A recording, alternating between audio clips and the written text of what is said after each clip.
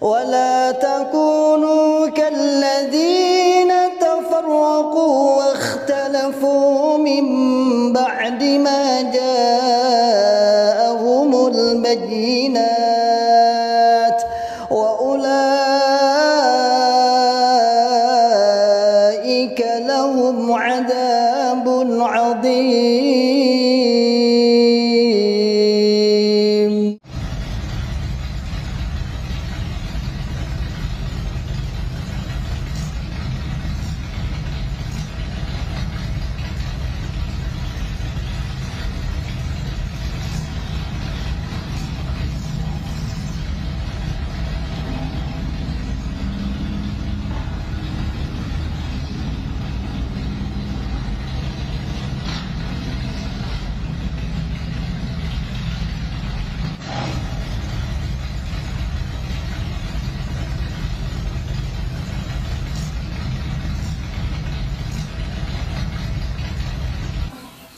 Bismillahirrahmanirrahim. Assalamualaikum warahmatullahi wabarakatuh. Alhamdulillahilladzi hadana lihada wa ma kunna linahtadiya laula an hadanallah. Laqad ja'at rusulu rabbina bil haqq wa nudiyu an tilkal jannatu rustumuha bima kuntum ta'malun. Walladzi arsala rasulahu bil huda wa dinil haqq liyudhhirahu 'alad dini kullih walau karihal musyrikun. Asyhadu an la ilaha illallah wa asyhadu anna Muhammadan abduhu wa rasuluhu sallallahu alaihi wasallam wa ala alihi wa sahbihi amma ba'du. Ikhwatal iman, ikhwatal Islam, rahimanallahu wa iyyakum. Semoga Allah selalu memuliakan kita semua. Alhamdulillahirabbil alamin. Syukur kepada Allah atas nikmat-nikmatnya. Alhamdulillah sampai saat ini kita masih diperkenankan menghirup udara bebas, kemudian diberi kesehatan. Juga nikmat yang paling penting terutama bagi kami adalah kaitannya dengan kita bisa berhijrah dari kesesatan Islam Jamaah. Masyaallah muslimin, melihat situasi sekarang yang terjadi perkembangan akhir-akhir ini, bahwa di mana pergerakan hijrah terus berkembang dimanapun, seluruh penjuru tanah air di daerah-daerah maupun di mancanegara, tidak henti-hentinya setiap hari kabar berita itu selalu ada. Alhamdulillah, ada saja yang berhijrah, ada saja yang menyatakan hijrah dari pemahaman atau doktrin atau kesesatan Islam Jamaah. Alhamdulillah, bukti janji Allah akan semakin nyata bahwa kebenaran itu akan menang dan kebatilan itu lama kelamaan atau semakin lama semakin terkuat. Masyaallah muslimin, juga ada beberapa pergerakan-pergerakan di Ikhwah Hijrah melalui jalur hukum ya, kaitannya dengan perjuangan kita, yaitu membuka kedok kesesatan Islam Jamaah. Beberapa kemarin kita pantau di Jakarta ada pelaporan ya terhadap oknum, salah satu oknum dari keimaman Islam Jamaah, yaitu Imam Islam Jamaah, kaitannya dengan indikasi penistaan agama. Kemudian di Jawa Barat dan akan disusul daerah-daerah lain. Puluhan orang dari berbagai daerah di Jawa Barat mendatangi kantor Direktorat Reserse Kriminal Umum Markas Kepolisian Daerah Jawa Barat di Kota Bandung pada Selasa 11 Juli. Mereka datang beramai-ramai untuk membuat laporan dugaan penistaan agama yang dilakukan oleh Sultan Aulia alias SA, seorang amir di Jamaah Islam yang dikenal dengan sebutan Lembaga Dakwah Islam Indonesia LDII. Salah seorang pelapor adalah Abdurrahman Anton, Ketua Forum Advokasi Umat. Mewakili para pelapor, ia mengatakan bahwa mereka adalah perwakilan korban yang juga mantan pengikut terduga SA yang ada di Jawa Barat. Dalam laporan kepada polisi, SA diduga telah melakukan penafsiran agama secara serampangan. Salah satunya memberi label mantan pengikutan dan orang lain di luar ajarannya dengan sebutan kafir. Penistaan agama yang disangkakan atau yang didugakan yang dilakukan oleh beliau itu adalah 156 dan atau pasal 156A Junto Undang-Undang 1 PNPS tahun 1965 tentang penistaan agama. dan penafsiran tentang ajaran agama yang secara serampangan. Aksi lapor polisi serupa akan dilakukan di sejumlah daerah termasuk di Mabes Polri Jakarta. Hal tersebut dilakukan agar aksi dugaan penistaan agama tersebut tidak terjadi terus-menerus dan melibatkan banyak korban serta pengikut. Dari Bandung, Jawa Barat, Mardian Syah Al-Afghani, Kantor Berita Antara, mewartakan. Intinya karena penistaan maupun kesesatan, penebaran doktrin-doktrin sesat ini memang nyata, dan alhamdulillah kita adalah saksi korban maupun pelaku ya yang melakukan sendiri, sehingga kita tahu betul ya, dan kita sudah mengalami apa yang mereka perbuat kepada kita, terutama kami yang sudah bisa berhijrah dan yang saat ini masih mengalami persekusi ya, seperti di daerah saya ini masih ada istrinya yang tidak dikembalikan, diculik begitu, dan sampai saat ini dipisahkan oleh anak dan istrinya.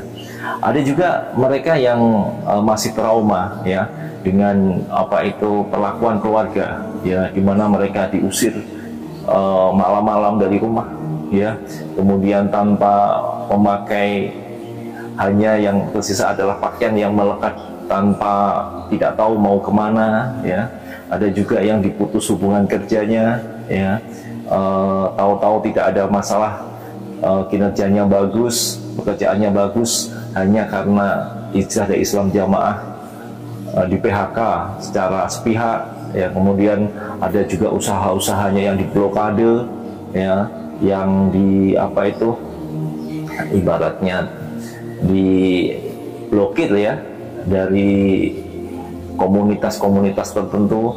Ada juga yang diceraikan, ini yang sangat banyak yang diceraikan, dipaksa bercerai oleh keluarganya, kemudian dipaksa bercerai, meninggalkan anak istrinya.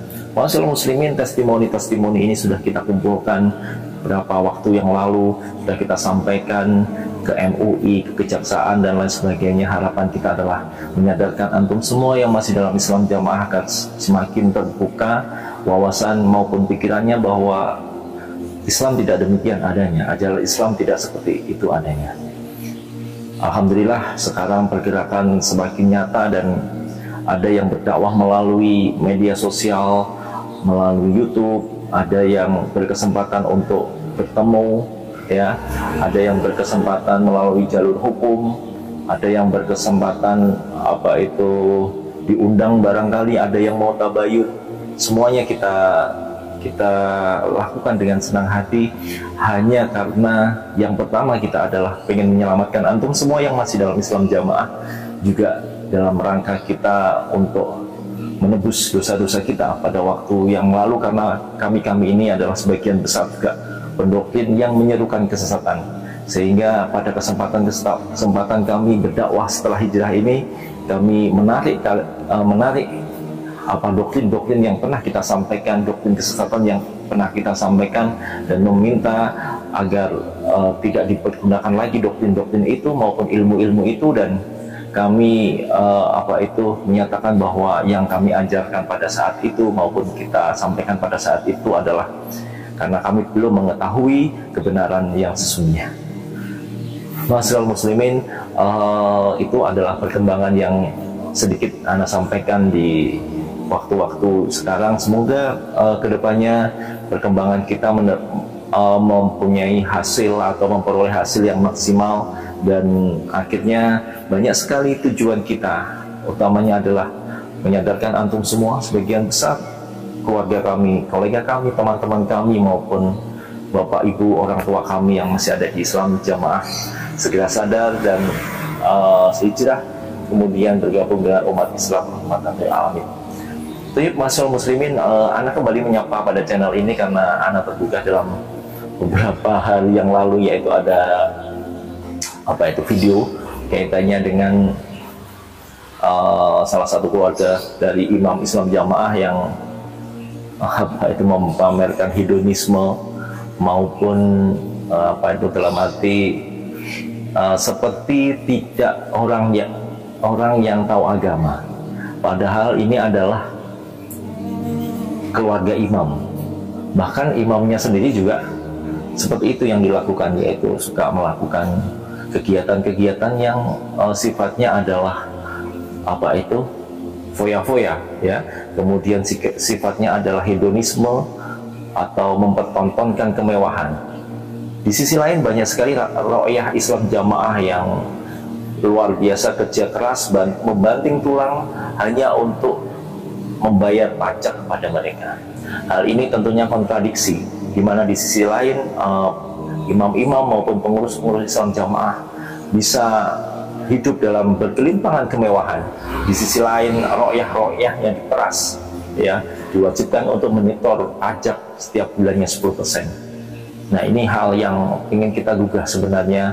Antum semua, kita mau menyadarkan bahwa antum semua saat ini sedang diperas ya dengan kedok agama. Coba kita saksikan video yang cukup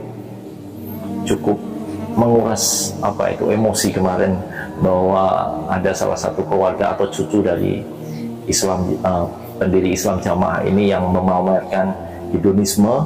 Afwan, ini ada videonya, tidak ada tidak kami edit karena memang kita mau menunjukkan bahwa seperti inilah apa itu kehidupan di gambaran kehidupan di keimaman pusat Islam jamaah. Seperti inilah kehidupan keluarga imam-imam jamaah ya, keluarga imam. Hedonisme seperti inilah yang terjadi, dan kami lihat kalau kita lihat dari personal dari video ini, seperti mereka itu berjoget-joget, kemudian membunyikan musik-musik seperti orang yang tidak tahu hukum dan syariat agama, padahal ini adalah keluarga imam. Kemudian coba memakai fasilitas yang begitu mewah seperti motor besar maupun kendaraan-kendaraan yang nilainya cukup mahal ya, dibandingkan dengan kalau kita melihat bagaimana penderitaan ro'yah Islam jamaah yang kalian manfaatkan, kalian doktrin sehingga mereka harus kerja siang malam untuk membayar pajak. Kita saksikan video keluarga dari Islam jamaah berikut ini.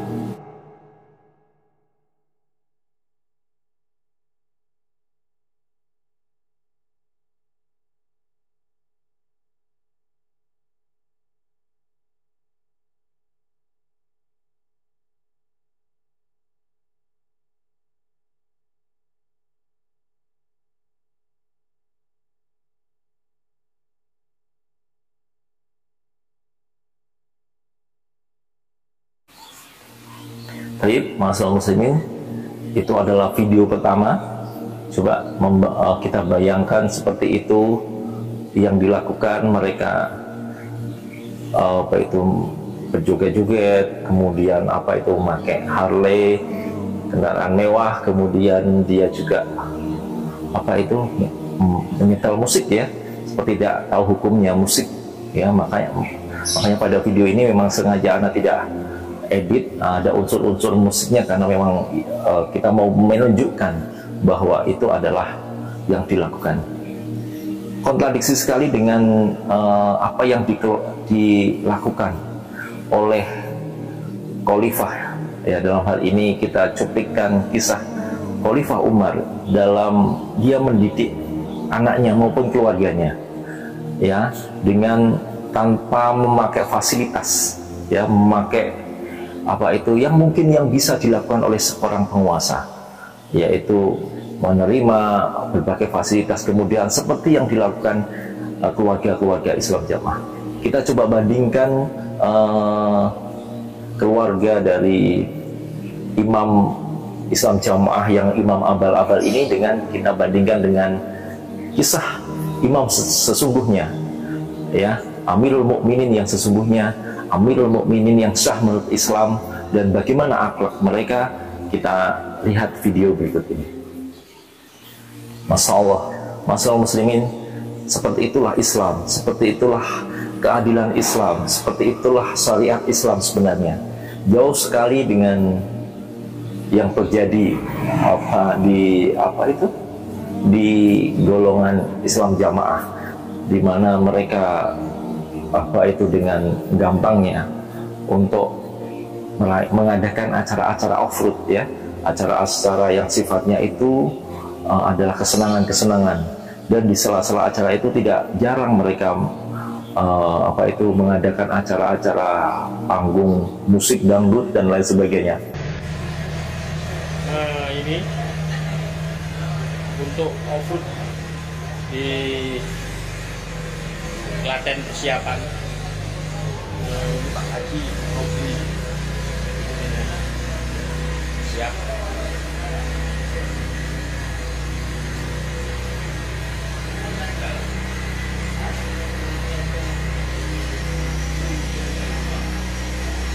Rencana beli berapa Pak Haji?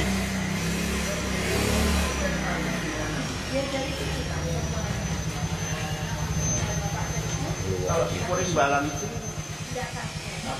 nggak pakai ini, tanpa sporing balancing. Wow, semangat luar biasa. Nah, ini mobil off-road yang bisa menyesuaikan medan. Jadi kalau medannya tipis-tipis, ikut tipis-tipis. Kalau medannya fun, ikut fun. Kalau medannya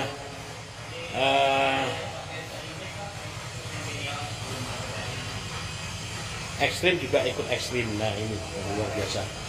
Ini Pak Sekjen dan Pak Teguh luar biasa. Nah, ini Pak, ini siap dikirim di Kediri nih. Nah, luar biasa. Hal ini tentunya Ana sampaikan untuk menggugah antum semua. Apakah benar seperti ini adalah yang dilakukan antum semua yang mengaku mengkaji Al-Quran dan Al-Hadis secara murni dan konsekuen? Antum semua mengaku yang mempunyai ilmu yang menjadi guru jagat. Apakah ini ilmu yang mangkul musnad mutasil yang murni itu? Ya, karena ilmu itu akan terpancar dari kelakuan yang ada. Ya, dalam hal ini seperti ini, apakah antum semua yang masih dalam Islam Jamaah tidak berpikir kok bisa seperti ini? Bagaimana Anda bandingkan dengan kisah-kisah ya ada pada zaman dahulu? Bagaimana Rasul sendiri hanya menempati sudut salah satu sudut kecil di dekat Masjid Nabawi yang dijadikan rumah beliau. Apa yang ada dalam rumah beliau? Ya, bagaimana beliau beralaskan untuk tidur? Bagaimana dapur beliau? Bagaimana stok persediaan makanan beliau? Nah, ini tentunya sangat kontradiksi dengan yang ada di dalam Islam Jamaah, di mana di Islam Jamaah itu sangat hedonisme kehidupan pengurusnya, dan mereka tidak segan-segan menyelenggarakan acara-acara yang super mewah untuk acara-acara pribadi mereka. Tetapi mereka melabeli acara-acara itu dengan acara-acara fisabilillah, ya. Jadi acara off-road yang sejatinya adalah acara-acara kesenangan, hedonisme, kemudian acara-acara refreshing sebenarnya itu dikemas seakan-akan itu acara fisabilillah. Bagaimana antum semua memutarbalikan fakta seperti ini? Antum semua mempermainkan syariat seperti ini. Acara seperti itu dikatakan acara fisabilillah. Acara seperti itu dikatakan acara dalam rangka mengembangkan agama Allah. Masyaallah muslimin, mana bisa seperti itu? Kalau kita lihat, coba ada juga video yang lain kaitannya dengan keluarga Islam Jamaah berikut ini.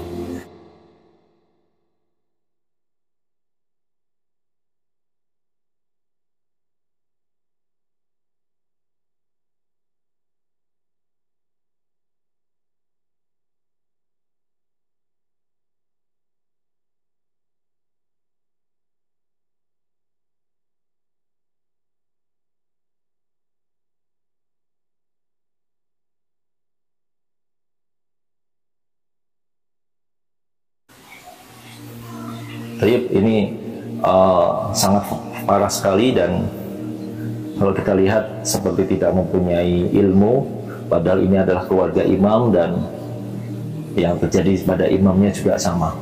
Kalau kita bandingkan ya dengan khalifah, misalkan Khalifah Umar misalkan, beliau sangat menghukumi adil terhadap keluarga-keluarga, bahkan pejabat-pejabat beliau ya. Contohnya kepada salah satu gubernur beliau, yaitu yang bernama Amr bin As, di mana Amr bin As ini adalah gubernur yang Khalifah Umar tugaskan menjadi gubernur di Mesir setelah Mesir bisa ditaklukkan. Amr bin As ini mempunyai anak bernama Muhammad bin Amr bin As. Muhammad bin Amr bin As ini dia mempunyai watak ya, arogansi, karena dia menganggap dia adalah anaknya pejabat ya. Anaknya pejabat itu kalau kita sinkronkan dengan video tadi itu keluarga imam atau anaknya imam gitu ya. Kemudian Amr bin As ini diceritakan bahwa mempunyai kesenangan-kesenangan seperti anak pejabat yang lain, tapi kesenangannya agak unik, yaitu suka perlombaan kuda atau pacuan kuda. Ma'asyiral muslimin qadarullah, kuda Amr bin As ini tidak pernah terkalahkan, selalu menang dalam setiap pertandingan. Suatu saat ada orang Yahudi, yaitu orang Yahudi Kibti, yaitu orang Yahudi turunan dari Mesir, Fir'aun ya, turunan Fir'aun. Suatu saat dia mengikuti lomba itu dan kemudian dia memenangkannya, dan kalahlah kuda yang ditunggangi oleh Muhammad bin Amr bin As ini. Karena dia merasa anak pejabat maupun anak yang penguasa Mesir pada saat itu dia tidak terima. Akhirnya dengan semena-mena dia melakukan aniaya, yaitu mencambuk orang Kibti tersebut. Ma'asyiral muslimin, apa yang terjadi? Pada saat itu orang Mesir ini tentunya tidak bisa berbuat banyak karena dia adalah anak penguasa, anak gubernur di situ. Tetapi dia sadar bahwa di Madinah ada khalifah yang adil, khalifah yang syah, yang dimana khalifah itu adalah atasan dari gubernur yang ada di Mesir ini. Kemudian dia mencari keadilan dan mendatangi kota Madinah saat itu. Kemudian beliau berhasil menemui Khalifah Umar bin Khattab dan menceritakan bahwa sudah terjadi penganiayaan yang dilakukan oleh Muhammad bin Amr bin As, yaitu menganiaya karena kudanya kalah ya. Kemudian karena imam ini adalah imam sungguhan ya, bukan imam abal-abal, dia mempunyai menghukumi dengan hukum Islam dan dengan menghukumi dengan yang adil.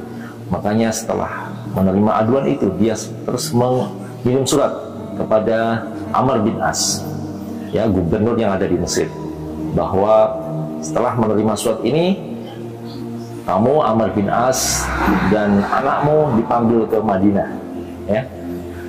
Beberapa waktu berlalu, tibalah Amr bin As dan anaknya sudah berada di Masjid Nabawi, juga orang Yahudi Kibti tadi. Kemudian di muka umum, di tengah forum ya, dipanggillah orang Yahudi. Aina Yahudi? Mana Yahudi itu? Dia memerintahkan untuk memukul Muhammad bin Amr bin As. Kemudian dia cambuk ya sampai puasnya. Kemudian setelah dicambuk selesai, anaknya Muhammad bin Amr bin As, Khalifah Umar juga memerintahkan supaya dia mencambuk juga Khalifah Umar. Pada saat itu juga Khalifah mencambuk juga Amr bin As. Pada saat itu Amr bin As juga kaget, ada apa ini seperti ini ya. Tapi pada saat itu Yahudi ini tidak mau ya, karena dia merasa sudah terbalaskan dendam beliau karena kedoliman yang ada. Kemudian setelah peristiwa ini selesai ya, seperti Amr bin As itu berkata pada Nabi bahwa ya Nabi, menyatakan pada Umar bahwa ya Khalifah, Anda sudah mempermalukan saya deh, mempermalukan gubernur Anda. Apa yang dikatakan Khalifah pada saat itu? Jangan sampai terjadi lagi. Kalau sampai terjadi lagi, maka saya sendiri yang akan mencambuk Anda. Nah, Muhammad bin Amr bin As itu bisa melakukan seperti itu karena kesalahan Anda sebagai bapaknya. Dia memanfaatkan Anda sebagai gubernur sehingga dia berlaku sewenang-wenang kepada masyarakat. Masalah muslimin, dari contoh-contoh ini tentunya kita melihat dan merefleksikan kepada apa yang terjadi dalam Islam Jamaah, bagaimana keluarga-keluarga mereka sungguh sangat jauh sekali dengan syariat Islam. Dan semoga hal-hal yang seperti ini bisa membuka antum semua, ya khususnya yang masih ada di dalam, untuk berpikir jernih, apakah ini syariat Islam, apakah ini ajaran yang mengaku paling murni, paling surga sendiri, apakah ini yang paling benar. Tentunya harapan kami antum semakin berpikir dengan cerdas, ya, membedakan bagaimana apa itu yang terjadi sebenarnya. Baik, masalah muslimin, mungkin itu hanya sedikit yang bisa Anda sampaikan. Intinya kembali Anda menggugah dengan kondisi-kondisi yang simpel maupun contoh-contoh yang simpel, sehingga antum semua mau berpikir, dan semoga Allah juga memberikan hidayah taufik sehingga antum bisa segera hijrah dari pemahaman kesesatan Islam Jamaah dan bergabung ke dalam Islam rahmatan lil alamin. Baik, mungkin itu yang bisa Anda sampaikan. Sekali lagi Anda sampaikan bahwa kebenaran akan menang dan kebatilan tentu akan kalah.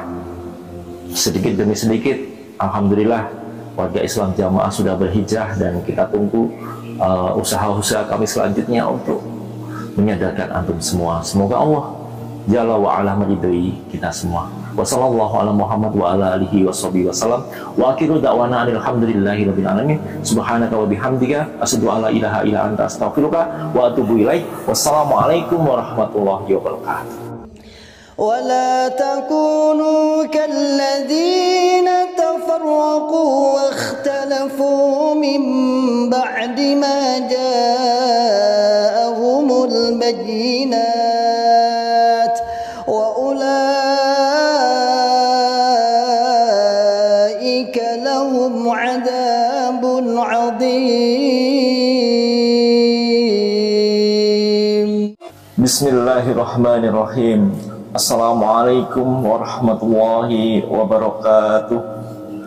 Alhamdulillahilladzi hadana li hada wa ma kunna linahtadiya laula an hadana Allah.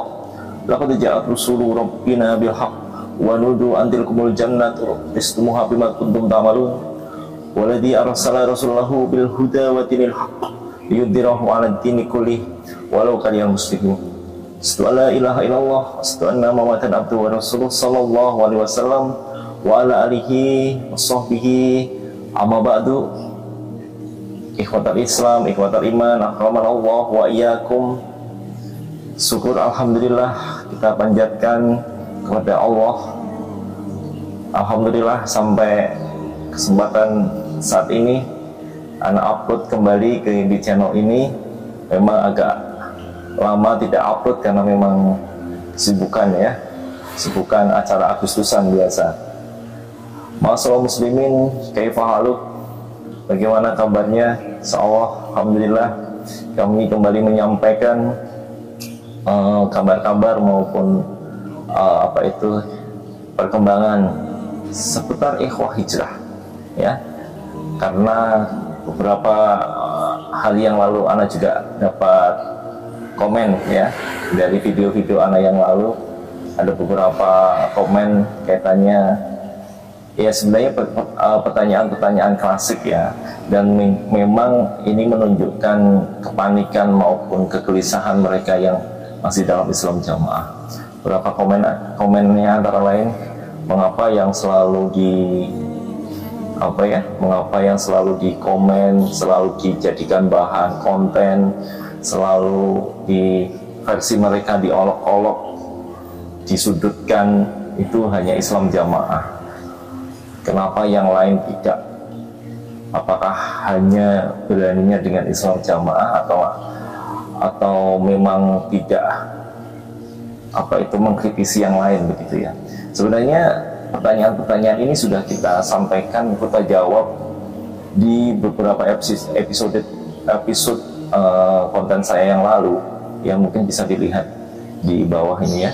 Jadi di situ kita sampaikan juga mengapa alasan-alasannya, alasan-alasan mengapa kita selalu mendakwah kepada Islam jamaah.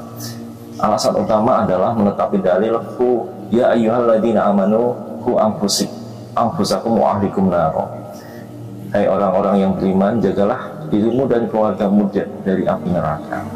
Masyaallah muslimin, seperti kami yang hijrah dan saya sendiri secara pribadi, keluarga ana banyak sekali yang masih dalam Islam jamaah.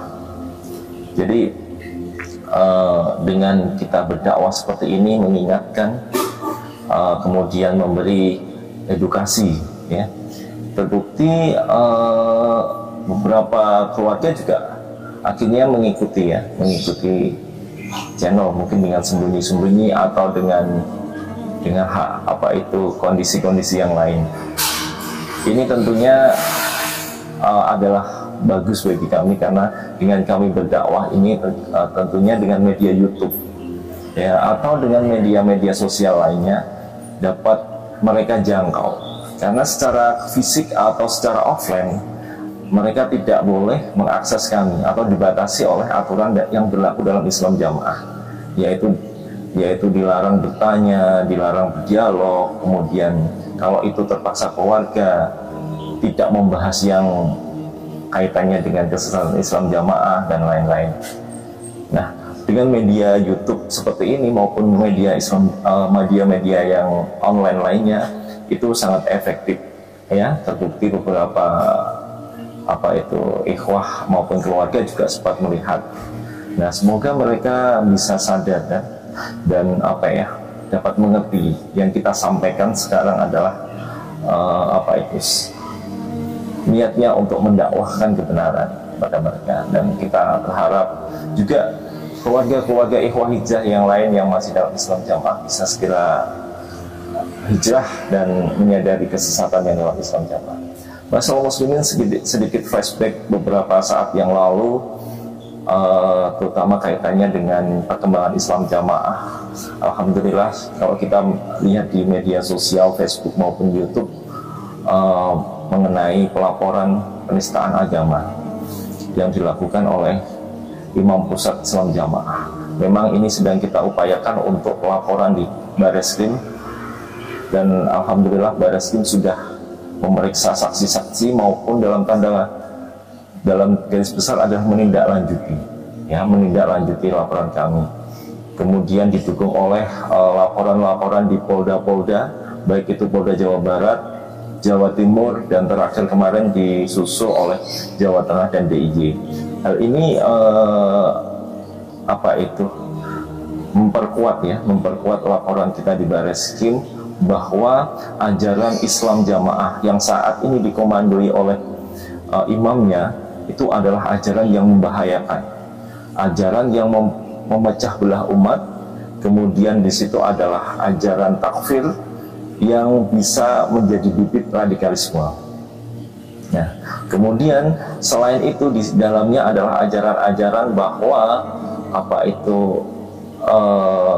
melakukan pemutusan hubungan, baik hubungan keluarga, hubungan waris, hubungan kerja, kemudian melakukan persekusi, ya, mengambil harta, ya, pajak tanpa kaidah syariat yang benar, ya, atau premanisme yang berkedok agama, ya, pengambilan harta umat dengan cara yang berkedok agama, berkedok fisabilillah, tetapi di situ tidak ada auditnya, tidak ada apa penggunaannya, wallahu a'lam digunakan untuk apa, tetapi yang ada di depan mata adalah hedonisme atau kekayaan pengurus pusat Islam jamaah yang kita lihat, dan pola hidup mereka yang luar biasa. Mungkin dapat juga dilihat di video-video ana sebelumnya. Masyaallah muslimin, semoga kasus ini tetap bergulir dan kita kawal bersama, dan harapan kita segera dilakukan pemeriksaan terhadap yang bersangkutan. Masyaallah muslimin, mengapa ini kita upayakan? Karena dengan diperiksanya imam Islam jamaah, maka rakyat atau warga Islam jamaah itu kurang lebihnya akan timbul pertanyaan bahwa saat ini ajaran mereka atau pemimpin mereka itu sedang dilihat atau diperiksa. Ada apa? Ya, ada apa? Apakah bersalah ataupun kasus apa dan lain sebagainya. Sehingga mereka semakin kepo, semakin bisa membuka pikiran, ya. Dan nanti insya Allah dengan penjelasan-penjelasan maupun hasil-hasil penyidikan semakin membuat mereka penasaran dan bisa kurang lebihnya bisa meningkatkan motivasi untuk ingin tahu. Nah, hal ini yang coba kita gaungkan. Dan sebenarnya memang dari dulu tujuan kami yang hijrah adalah sebenarnya memperbaiki saja, tidak sampai melakukan tidak ada setitik niat pun untuk mengganggu organisasi ini, menghentikan organisasi ini, membubarkan organisasi ini, tidak ada sebenarnya. Tetapi mereka tidak mau dibenahi, tidak mau disadarkan. Nah, terpaksa dengan cara-cara melalui prosedur yang ada di negara kita tempuh.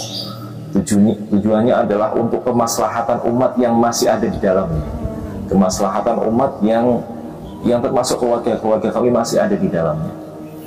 Semoga dengan upaya-upaya ini bisa menyadarkan mereka, dan semoga kebatilan, kesesatan yang ada dalam Islam Jamaah ini bisa terkuat sedikit demi sedikit dengan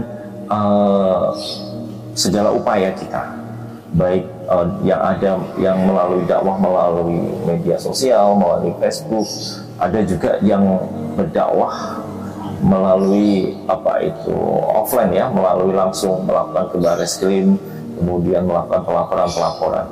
Alhamdulillah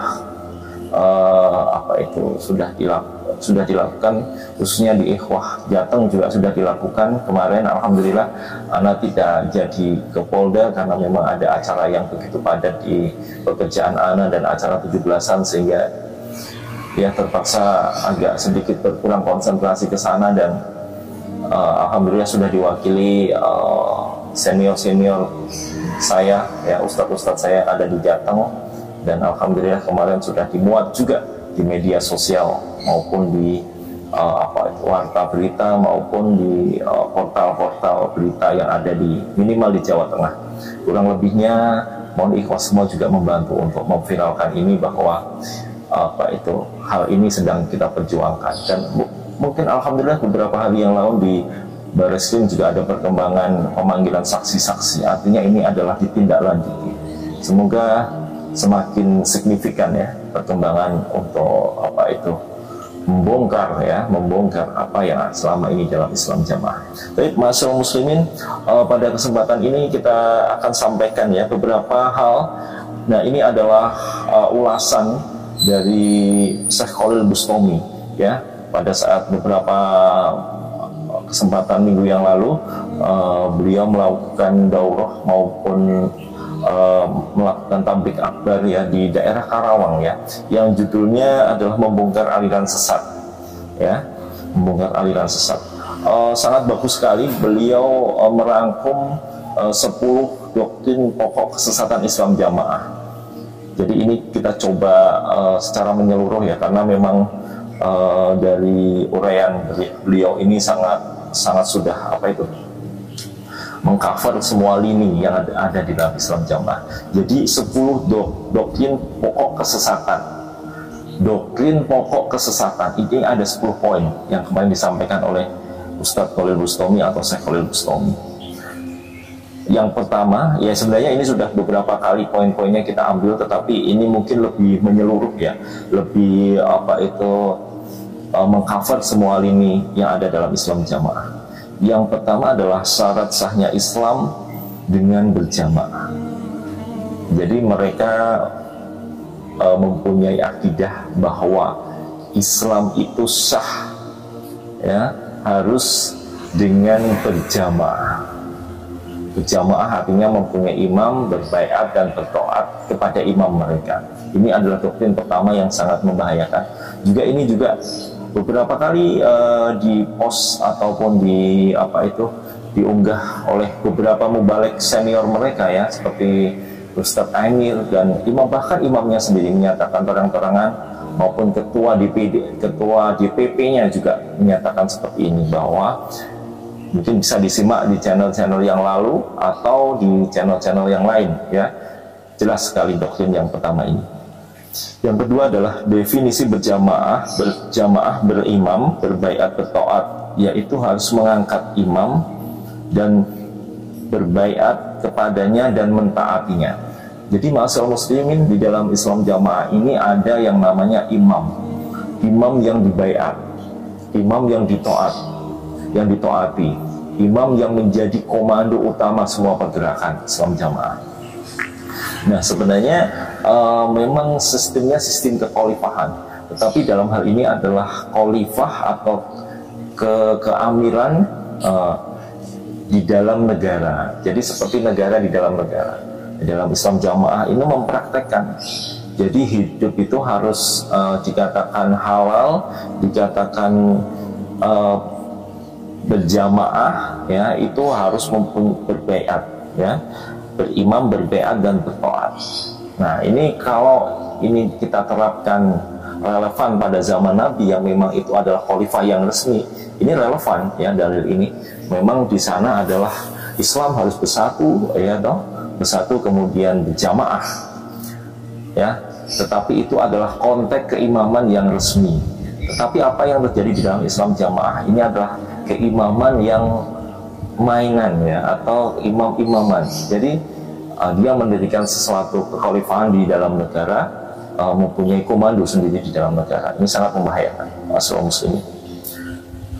Tetapi poin kedua ini kalau kita klarifikasikan ke mereka, kita tanyakan apakah di dalam Islam jamaah mempunyai imam, itu mereka menjawab tidak, karena mereka menutupi akidah Islam jamaah ini,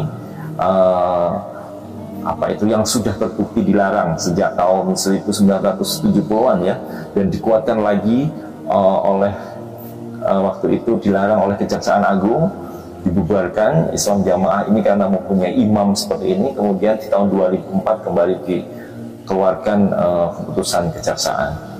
Tapi lagi-lagi mereka bertakiyah maupun berreinkarnasi dengan penjelmaan organisasi yang lainnya.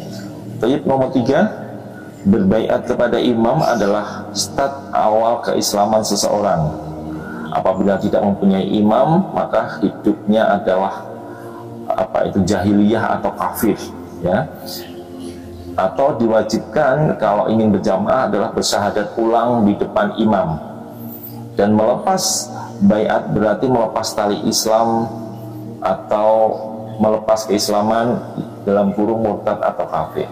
Nah, ini seperti la islama illa bil jamaah wala jama'ata illa bil imarah wala imarata illa bil bai'ah wala bai'ata illa bil ta'ah. Ini selalu didengung-dengungkan, dikamuflasekan seperti imamnya harus benar-benar ditaati, ya, karena tidak ada Islam selain berjamaah versi mereka. Itulah dalil-dalil doktrin yang penyesatannya kurang lebih mereka mereka sampaikan setiap seminggu bahkan 3 kali kepada ro'yah mereka. Tayyib, ini doktrinasi yang berbahaya ma'asyiral muslimin. Nomor 4, imam mereka adalah imam yang paling sah di Indonesia, ya, karena sudah dibaiat sejak tahun 1941. Barang siapa yang tidak berbaiat kepada imam mereka, maka Islamnya belum sah, dan sudah berbaiat kepada imam lain, maka jamaah dan Islamnya juga tidak sah juga. Karena menurut mereka Rasulullah memerintahkan untuk berbaiat kepada imam yang paling awal dibaiat. Memang ada dalilnya itu yang sudah saya sampaikan, fu bil baiat di awal fal awal, ya. Tetapilah baiat yang awal, yang paling awal, memang seperti itu. Jadi hal ini dipraktekkan, dalil-dalil ini dipraktekkan untuk seakan-akan keimaman mereka, versi mereka itu adalah keimaman yang sah, yang menurut syar'i, ya. Jadi mereka mengakui, mereka mengklaim tahun 41 itu adalah keimaman yang paling awal. Padahal kalau kita melihat sejarah, juga pernah Anda sampaikan bahwa imam Islam jamaah ini juga pernah berbaiat kepada Imam Wali Al-Fatah ya, di tahun 50-an. Dan baiat tahun 41 ini tidak ada bukti autentiknya. Siapa yang melakukan baiat, siapa yang dibaiat, ya hanya cerita-cerita bahwa ada tiga orang anggota keluarganya yang menyatakan mengangkat Pak Imam ini sebagai Pak Imam Nur Hasan sebagai imam. Itu saja. Itu tahun 41 seperti itu. Dan ini tidak ada legalitasnya, tidak siapa yang tahu atau hanya cerita belaka dan lain sebagainya, tidak ada yang menjamin hal ini. Kemudian kalaupun itu terjadi, apakah ini keimaman secara syar'iyah, keimaman yang benar? Apakah seperti ini? Kalau hanya ada 3-4 orang terus bisa mengangkat imam, nah tentunya banyak sekali yang bisa begitu ya. Bahkan ustadz-ustadz seperti ustadz-ustadz yang lain ya, seperti yang mempunyai pondok dan lain sebagainya, dengan mudahnya mereka menggerakkan santrinya yang jumlahnya ratusan bahkan ribuan untuk melakukan pembaiatan. Tetapi karena ulama ini atau kiai ini mengetahui itu tidak baiat atau menjadikan kekhalifahan tidak secara sah, ya harus ada syarat-syaratnya yang dipenuhi, mereka tidak melakukan itu. Tetapi apa yang dilakukan kalau ini memang benar terjadi, berarti mereka mendirikan keimaman yang main-mainan ya, atau keimaman yang tidak sah menurut syar'i tetapi sah menurut mereka, versi mereka ya. Harusnya keimaman yang sah itu adalah diketahui ya, minimal seluruh orang ya, atau seluruh warga minimal di negara itu. Nah, ini semua ulama yang lain juga tidak tahu, tidak kenal, warga Islam juga tidak kenal, hanya dibaiat oleh 3 orang, tempatnya di mana kita tidak tahu, kemudian siapa menyaksikan, apa saksinya, apa buktinya kita tidak tahu. Nah, ini hanya klaim sepihak yang dipakai untuk memenuhi dalil bil bai'ati awal tadi. Tayyib, itu adalah salah satu doktrinasi yang terjadi dalam Islam Jamaah. Nomor 5, ilmu agama yang paling benar dan paling murni adalah ilmu yang diajarkan di kalangan mereka, karena ilmunya mangkul musnad mutasil, sedangkan ilmu di luar mereka tidak benar ya. Ilmu di luar mereka tidak benar, tidak murni, karena diambil dari kitab-kitab karangan yang batil dan tidak mangkul musnad mutasil. Masyaallah muslimin, ini adalah doktrin yang juga sangat manjur ya pada warga Islam Jamaah, bahwa mereka melabeli bahwa ilmu Quran hadis mereka itu yang paling murni karena mereka mangkul musnad mutasil. Masyaallah muslimin, ini hal-hal yang perlu yang kita luruskan ya. Jadi mereka mengklaim ilmu mereka paling murni ya.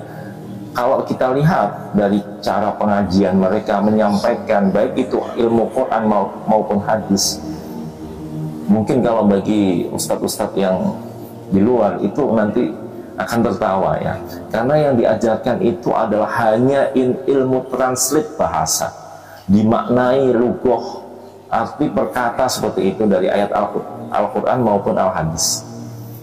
Tetapi mereka tidak memakai kitab rujukan, sehingga banyak sekali penyimpangan makna maupun sengaja memelintirkan makna maupun makna maupun pengertian maupun manfaat dari sebuah Quran dan sebuah ayat maupun sebuah hadis dijadikan mendorong untuk memperkuat keyakinan mereka. Nah, ini yang parah sekali. Terbukti beberapa sempat Ana sampaikan di video-video Ana tentang beberapa dalil pembuktian. Kemudian kita buka juga kitab-kitab tafsir ya, apakah pengajian Islam Jamaah itu benar. Coba dilihat, ada beberapa video Ana yang telah lalu yang sebagai bukti nyata bahwa mereka sebenarnya justru yang tidak mangkul musnad mutasil, karena mereka tidak merujuk ke dalam kitab-kitab tafsir ya, kitab-kitab yang dipelajari guru-guru mereka sebenarnya, guru-guru Pak Nur Hasan ya, Pak Nur Hasan sendiri itu merujuk ke sana. Tetapi yang sekarang yang dalam Islam Jamaah itu tidak pernah ada kitab rujukan. Bahkan melabeli kitab rujukan itu adalah tadi disebutkan kitab yang batil. Muslimin, ini adalah satu kebodohan maupun tingkat doktrinasi yang cukup membahayakan, ya, dimana mereka mengklaim kitab-kitab karangan ulama itu adalah kitab sampah, kitab batil, ya, yang menyesatkan begitu ya. Muslimin, ini coba antum semua bisa berpikir ya, apakah kitab-kitab ulama yang dikajikan ya di Masjidil Haram dan lain sebagainya adalah kitab batil. Bahkan dulu ada pemantapan di internal Islam Jamaah bahwa imam kita itu mempunyai 49 hadis. Nah, sampai saat ini mana 49 hadis itu kitab karangan? Tidak pernah ada. Adanya adalah Al-Quran dan Kutubus Sittah dan kitab-kitab kecil karangan internal mereka sendiri, kitab himpunan hadis. Nah, hanya itu kitab-kitab yang diakui, dan sebagian tidak memiliki sanad. Ya, ada 5 Kutubus Sittah yang memang ada sanadnya, 1 Ibnu Majah tidak ada sanadnya. Ada sanadnya melalui sekarang oleh ustadz kita yang dikeluarkan, itu isnadnya Syekh Khalil. Kemudian Al-Quran tidak ada sanadnya, mereka memaknai seperti itu. Adanya sanad bacaan, sanad bacaan. Itu pun juga sanad dari ulama Mesir. Jadi sanad untuk Al-Quran itu tidak ada, ya. Tapi mereka melabeli bahwa itu yang yang paling murni, yang paling bersanad dan lain sebagainya. Semoga antum semua sadar, ya. Semoga sadar dengan keadaan ini dan artinya bisa berhijrah. Kemudian nomor 6 ya, harus memiliki akidah atau keyakinan takfir, yaitu mengkafirkan semua orang Islam di luar golongan mereka, dan yang keluar dari golongan mereka disebut murtad.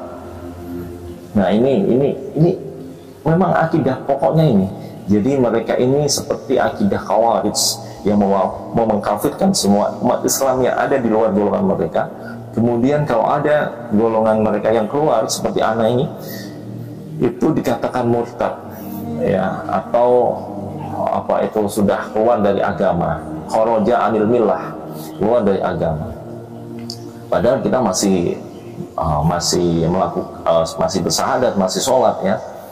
Nah, ini adalah hal yang paling krusial di akidah mereka. Dia mempunyai akidah Khawarij, yaitu suka mengkafirkan sembarangan umat Islam di luar golongan mereka. Berarti kalau kita ngomong umat Islam di luar golongan mereka berarti semua, ya, termasuk kemarin ada video mereka, ada juga video seperti NU Muhammadiyah masuk neraka, kemudian Mekah Madinah sudah tidak murni, 4 mazhab jahiliyah, ya, semua neraka, ahlun nar, semua kekal di neraka semua kecuali mereka sendiri. Nah, ini doktrin-doktrin yang membabi buta seperti itu, ya. Kurang lebihnya tujuannya untuk membuat fanatik, ya, fanatik maupun militansi dari warga Islam Jamaah agar supaya mempunyai giroh untuk membela, meyakini maupun fanatik terhadap kebenaran Islam Jamaah. Bagi antum semua yang masih mempunyai akal sehat maupun akal sehat, ya, dan mau berpikir secara terbuka, tentunya hal ini tidak mungkin terjadi, dan antum bisa sadar dan bisa dibuktikan saja, ya. Apakah Mekah Madinah yang seperti itu ulamanya hebatnya? Apakah ulama-ulama Nusantara juga seperti ulama-ulama di Indonesia juga sesat semua? Itu pertanyaan pada yang antum jawab sendiri, yang bisa antum anggota Islam Jamaah bisa pikir sendiri. Tapi kita lanjutkan, ya. Kemudian untuk nomor selanjutnya tadi sudah nomor 6. Baik. Nah, konsekuensi dari poin 1 sampai 6 ini, masalah muslimin ini, yang pertama, tidak boleh menikah dengan golongan luar, atau tidak boleh menikah dengan orang luar Islam Jamaah, ya. karena menikah dengan selain golongan mereka dianggap seperti menikah dengan hewan, mengumpuli hewan dan lain sebagainya, karena mereka mempunyai dalil orang di luar itu kal an'am balhum adol, ya, seperti hewan bahkan lebih buruk. Ini juga ada pembuktian di podcast saya beberapa podcast yang lalu dengan tim perkawinan, ya, dengan ada itu kesaksian-kesaksian yang ada karena mereka tim perkawinan itu melakukan hal ini. Kemudian menikah di KUA tidak sah sehingga mereka mengharuskan melaksanakan ND, nikah dalam, yang dilaksanakan oleh imam mereka atau wakilnya. Jadi mereka itu menganggap karena pemerintahan ini kafir semua yang di luar mereka, sehingga mereka mempunyai acara pernikahan tersembunyi internal mereka, namanya nikah dalam, ya, nikah dalam. Jadi biasanya nikah dalam dulu, ini sudah sah ini, ya, bisa langsung apa itu sudah sah lah, ya. Kemudian nikah yang luar itu hanya sebagai formalitas saja, sebagai menampakkan keluar bahwa ini sudah menikah begitu, hanya kamuflase saja untuk apa itu biar dilihat umum, halayak umum, hanya apa ya, sekedar sandiwara yang nikah di KUA itu. Karena apa? Karena yang di luar itu kan, kalau yang menikahkan hanya orang luar, yang menikahkan orang kafir, bagaimana hukumnya? Jadi mereka menyelenggarakan nikah dalam sendiri. Yang ketiga, tidak boleh membagi warisan kepada keluarga ahli waris yang tidak bergabung atau keluar dari golongan mereka. Ini menetap dia memakai dalil yang tidak harta waris, tidak mewaris terhadap harta-harta orang imam, ada di dalam Al-Quran itu. Jadi tidak mewaris orang kafir terhadap harta-harta orang iman. Nah, ini mereka memakai dalil itu karena yang di luar itu dianggap kafir, sehingga antum kalau mempunyai keluarga atau orang tua yang masih dalam Islam jamaah, mereka tidak akan membagi warisan atau mengasih warisan kepada antum, karena antum ini adalah orang kafir yang tidak memperoleh jatah warisan, karena antum bukan orang Islam, dianggap bukan orang Islam. Baik.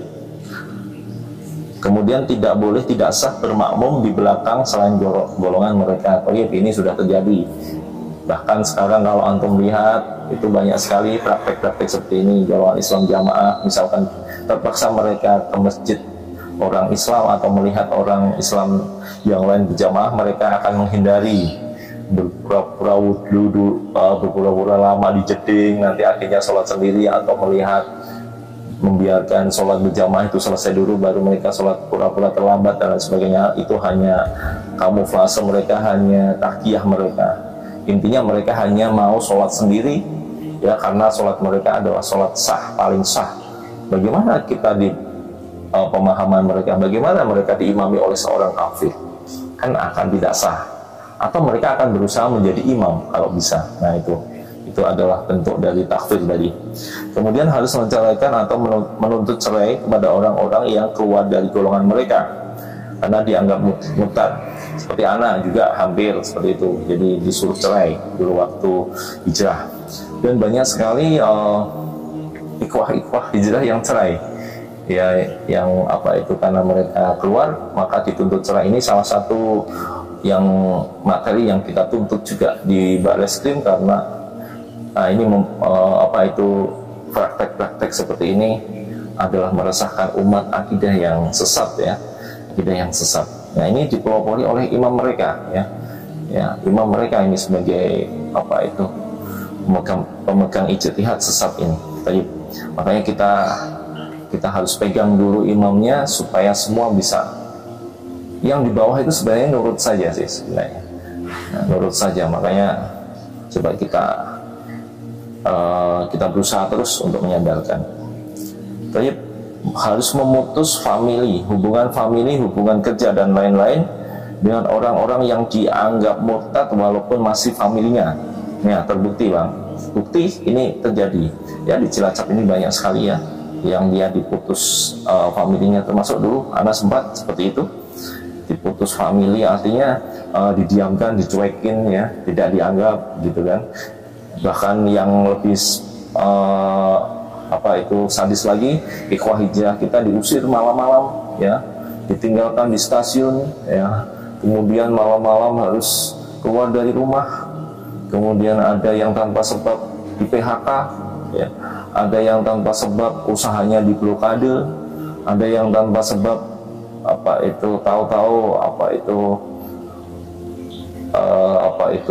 usaha-usahanya ditutup secara sepihak dan lain sebagainya. Baik. Itu akibat poin 1 sampai 6 ya. Kemudian poin 7, harus meyakini bahwa jamaah mereka adalah jalan tunggal masuk surga. Selain ajaran keyakinan dan amalan seperti mereka, bukan jalan menuju surga.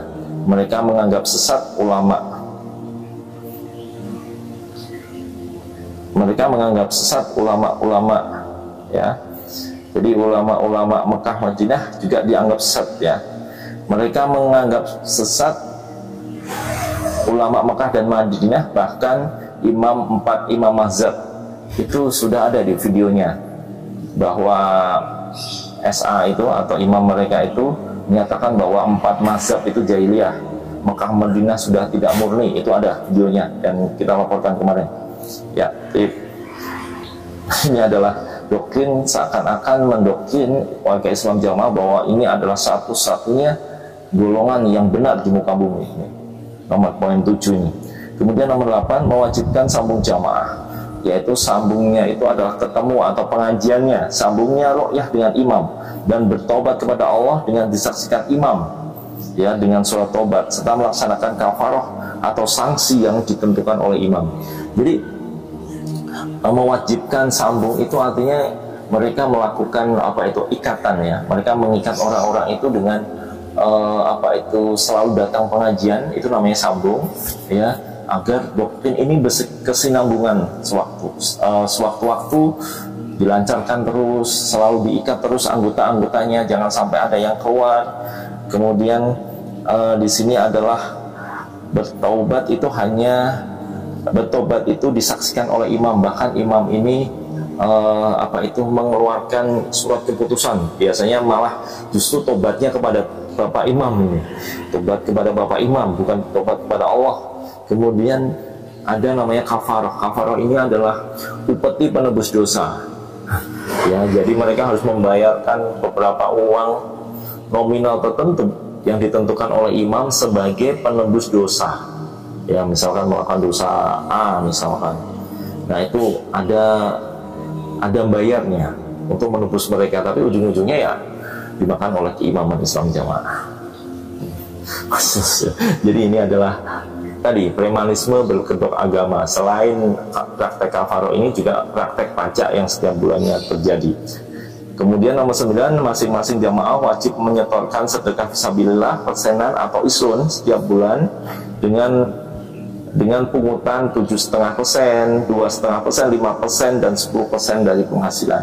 Ini setiap bulan diwajibkan untuk menyetor pajak, dan diwajibkan, tidak ada syariatnya di Islam, ya, selain pajak, tetapi mereka mewajibkan per bulan itu 10%, ya. Ada yang memang 7,5%, ada yang 5%, tapi coba bayangkan antum semua, patokannya kalau memiliki harta 50 juta ke atas itu harus 10%. Nah itu sudah membuat kaidah sendiri, membuat bid'ah sendiri. Tetapi ini dilabeli, sekali lagi dilabeli untuk jihad fisabilillah, untuk melancarkan agama Allah dan lain sebagainya. Tetapi prakteknya tidak ada laporan, tidak ada audit, ya, tidak tahu digunakan untuk apa dan lain sebagainya. Tetapi buktinya banyak sekali, ya, duafa di dalam Islam Jamaah ini yang terbengkelai.